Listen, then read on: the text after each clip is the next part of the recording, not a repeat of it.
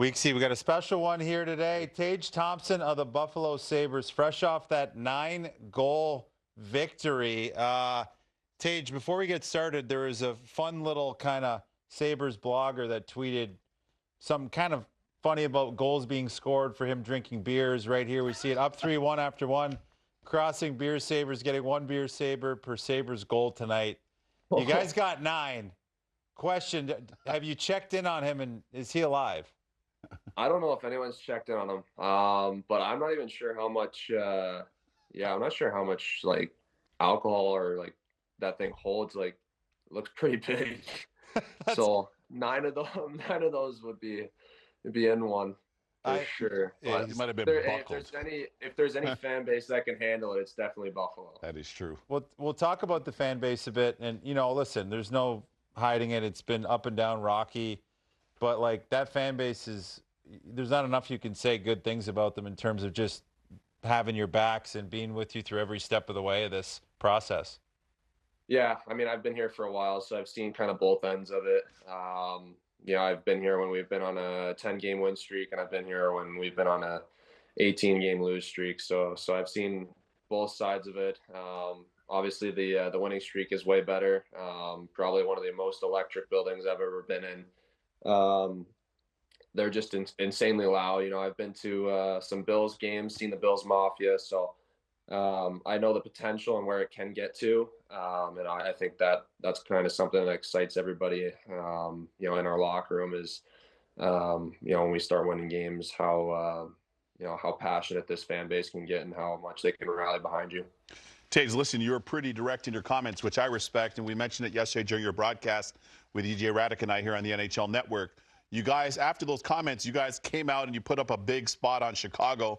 Then yesterday you played a very controlled game. Like, that was a mature, controlled win for you guys. Yesterday's game specifically, is that the type of game that you guys want to replicate as you continue progressing with your group this year? Yeah, for sure. I mean, I think we've seen it this season where we've had spurts of unbelievable games, and then we've had some games where you see what are we doing out there. But I think it just goes back to just that even keel mindset. I think, win or loss, I think we have a tendency to get up on ourselves a little bit too much if we win, and same thing when we lose. So we're just trying to stay grounded in the principles and the process that get us the results, and try not to stray. Obviously, games are going to go sideways even when you're playing the way you should. And I think you can't let that frustrate you. And then on the flip side of things, when you're winning, you get a little hot and you start to feel a little buzz in the high in the locker room, not forgetting what got you those wins. How much have you learned on the leadership side of things with that, of like when to be vocal and kind of when to push those buttons? Yeah, I mean, I think I'm still learning, but I think for me, I'm someone who's pretty laid back. I like to have fun in the locker room. I like to keep it light. But obviously there's a time when you need to dial it in and be serious. So I think it's just kind of walking that line, trying to know when guys need to dial it in, when the locker room needs to be a little more, tight, I guess. And with that still being like loose and not gripping your stick a little too tight. So it's still things I'm learning, but Dolls has been an unbelievable captain. Just trying to help him out in any way I can. And at the end of the day, just lead by example. I think your play on the ice dictates it all. Talk's cheap. You can come in the locker room in between periods and say anything you want, but if you're not on the ice backing it up, then it doesn't really hold any weight. So I think just trying to, be a guy that guys can lead or that can follow, by just doing things on the ice, whether it's in practice or games, is really all I can control. Tay, just said a couple years ago on the air that you have some Kevin Durant in you. The Slim Reaper in terms of your game and your size and your range, your ability to score different ways. Back to the net, back to the basket, bullying your way to the inside, shooting the long shots like the threes. Okay, your dad had a big impact in your development, and he played pro, of course, and he coaches. But tell us about your process through your dad's big man camp and how you were able to take your game to this level. Yeah, I mean, I think my dad obviously played for a long time and coaches now. And I think I've got a definite edge over most people in that aspect, growing up with someone like him who's played the game. He's been through it. He's had his own challenges and adversity that he's worked his way through, and he's been able to instill that on me and my brother, to kind of just help us for when that time comes. And I've obviously faced a lot of adversity in my career, especially early on, whether it's injuries or being in and out of the lineup, trades, whatever it may be.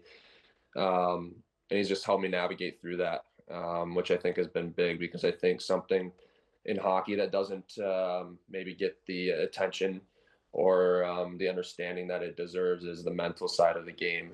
Obviously, everyone is physically in shape and good athletes, but I think the ability to combat adversity and try to work your way through things when they're not going ideal for you is something that I think gets overlooked, and something that builds character and makes you not only a better player but a better teammate. So I think that's the biggest thing for me. And then obviously he's got the X's and O's and all that stuff. He'll send me clips and videos, throughout the season if I ask for it. But from an offensive standpoint, it kind of just lets me run free. It's more the defensive side of the game, which is obviously something that I'm trying to get better at.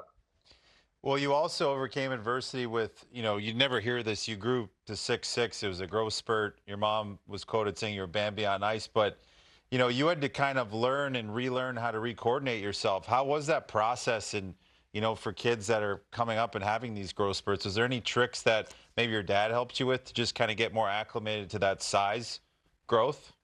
Yeah, I think skating was the biggest thing.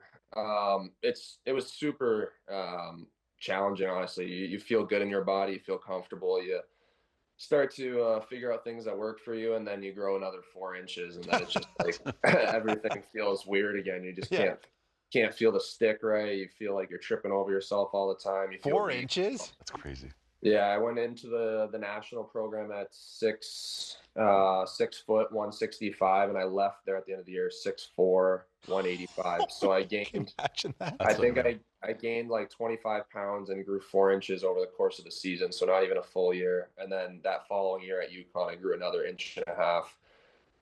Put on another like 15 pounds. So like there was a course of 2 to 3 years where I was like just trying to relearn hockey basically. And I think for me the biggest thing was skating. If you can't skate in this league, you're gonna get weeded out pretty quick. The game's so fast, and then obviously being able to make plays at that speed is the next thing. So I think your hands and your skills got to match the ability of your skating. So those are things that I worked on. But I will say, I think once I kind of developed into my body and put on some muscle mass and got used to my body and my size, I think a lot of the natural skills that I had been working on from a young age had kind of stuck with me, which was nice. But obviously put work into to achieve that as well. So.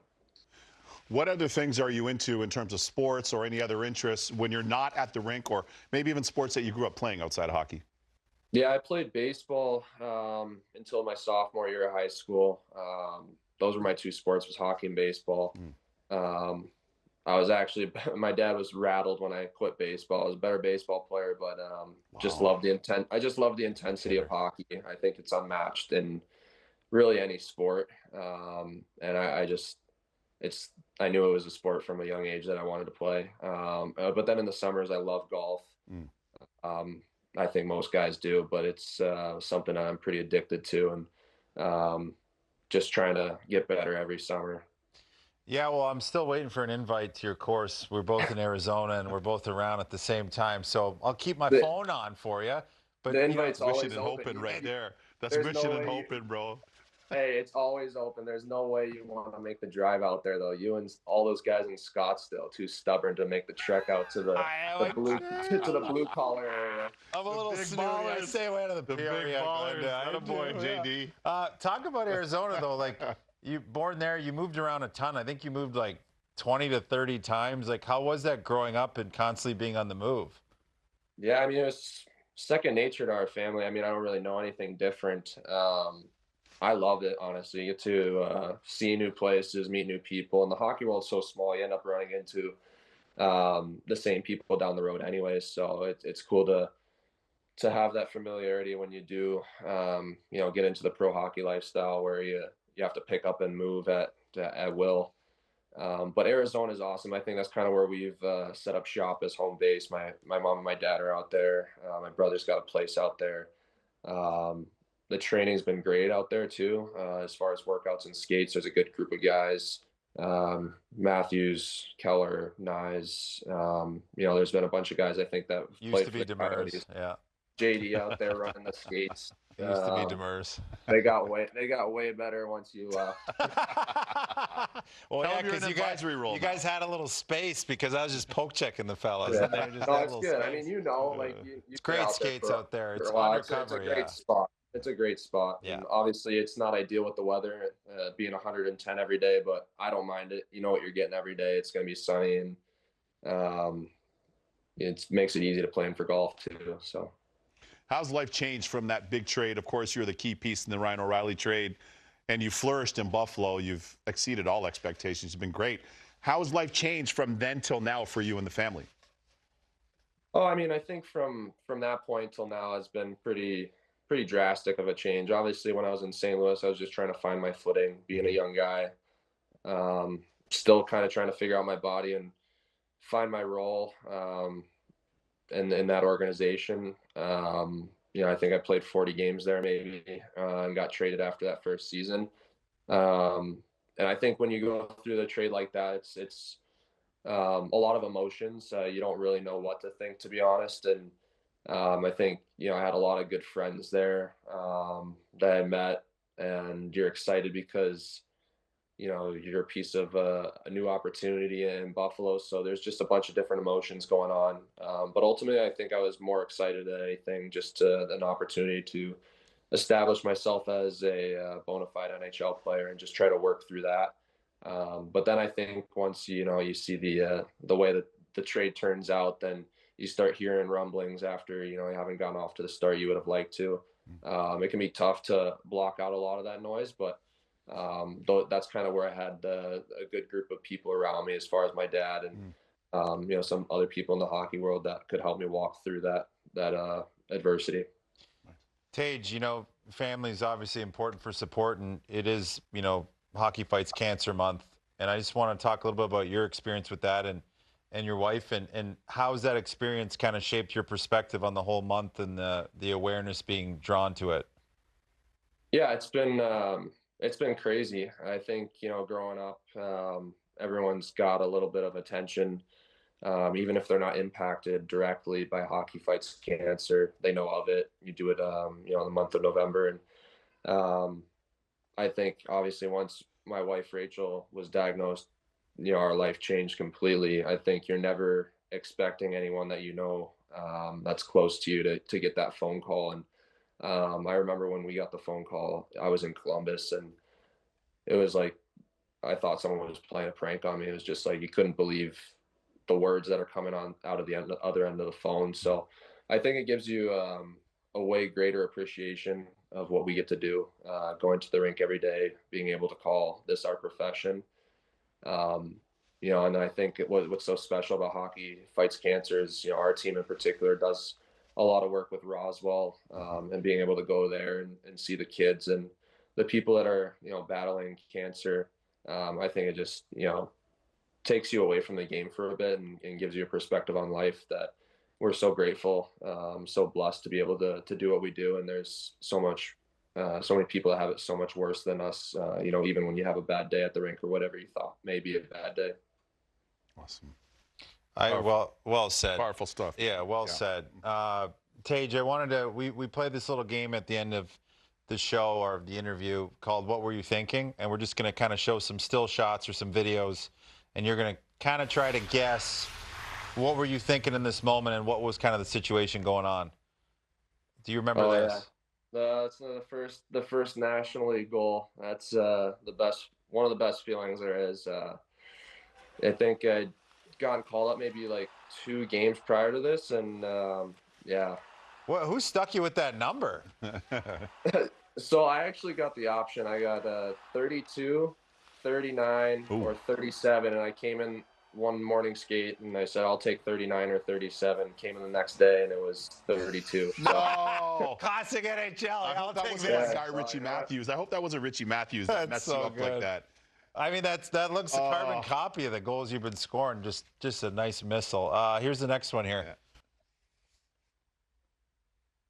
Do you remember this? Yeah. That's in Columbus, the 5 goal. I don't know which goal that was, but I think that Dang. was the night I had 5. Yeah, that was pretty outrageous. That night didn't really feel How, real, to be It's honest. It was just like unbelievable. everything was going in. how I does think we that got feel when you're on the bench with that? You're just like, I'm the greatest goal scorer alive. well, I think we were like all talking on the bench, like it didn't feel it felt like we were playing like a summer game. Yeah. Like we had like 5 power plays, I think, to start the game. It was just like special teams. Like we were just it felt like a practice. We were just practicing our power play. And we were hot that day. So I was on the winning side of it, so it felt good. You got to replicate that pregame. Whatever you did for I pregame know. and everything, you got to just replicate that. But you're scoring at a high rate anyway, so.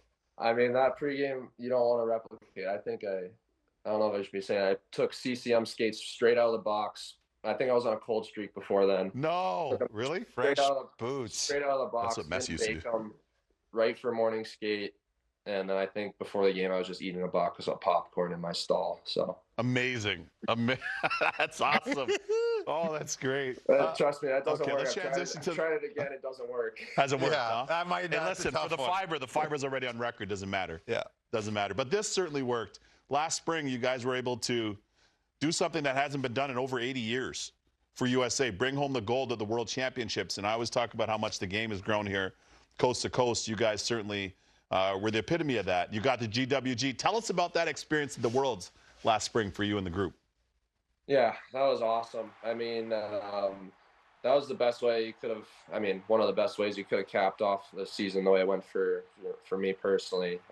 You know, not being in playoffs, and you're just so sick of losing, and you want to go and play for something bigger than yourself. And I think for us, when we got there, it was, you know, I've been in a couple of those before, and a lot of times it can just be a cool opportunity to go experience Europe and, you know, get to play a few extra games, and it's more of a you know, a party, and which is awesome too. But I think we really wanted to do something special and make this experience meaningful. So we had a great group of guys over there that were really invested in trying to win this thing, and obviously we're fortunate to get the job done, which felt amazing.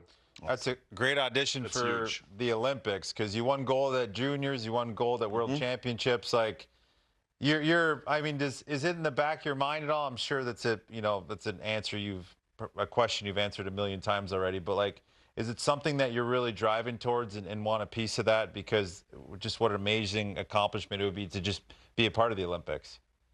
Oh yeah, for sure. You know, that's a huge goal of mine. I think obviously the Four Nations was a big goal of mine. Anytime you get to represent your country and play for something like that is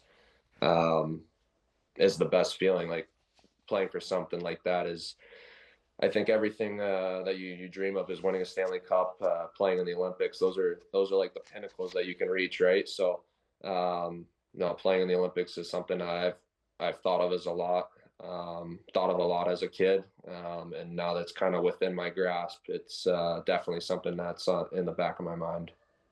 That's great stuff right there, man. You join me, That's buddy. huge. That's Olympics, huge. baby. Come on now. Oh yeah. Last one here. Oh yeah. What is this? You like that, Randall? I love that Are you color. Rand? Are you? I love that hey, color. Witowski. I love that color. Yeah. We got that's my oldest boy, Brooks. There, he's Sully. He's the one that picked the whole family outfit. We were on a Monsters Inc. Yeah. Love it. Yeah, we were on a big Monsters Inc. kick recently. Yeah, so it's the whole crew there. Did you meet your wife at a Halloween party? Well, yeah, my birthday is October 30th, so day before Halloween. So every year, usually celebrate my birthday right on Halloween or right before, and we were at school together at UConn. So, yeah, I met her there. I was Reno 911. I was a cop, which I believe you've done that outfit too. I did. I was Lieutenant Jim Dangle last year. Yeah, I was. Yeah. So you did that back in the day. That's sick. So love you it. can imagine walking around campus. You're gonna get a lot of attention, right? You're a magnet. You just happen to be a magnet that day. Well, So and as tall as you are, you're exposed. Yeah. So that's what attracted her that night. So, yeah. That's how we met. Well, buddy, thank you for your time, man. And I'm taking you up on the golf here this summer, but later in the summer because you'll be playoff bound. So, Absolutely. thanks for having Tage Thompson. and for a great interview. Yeah. Thanks, Yeah. Tage. Thanks, Appreciate guys. you, man.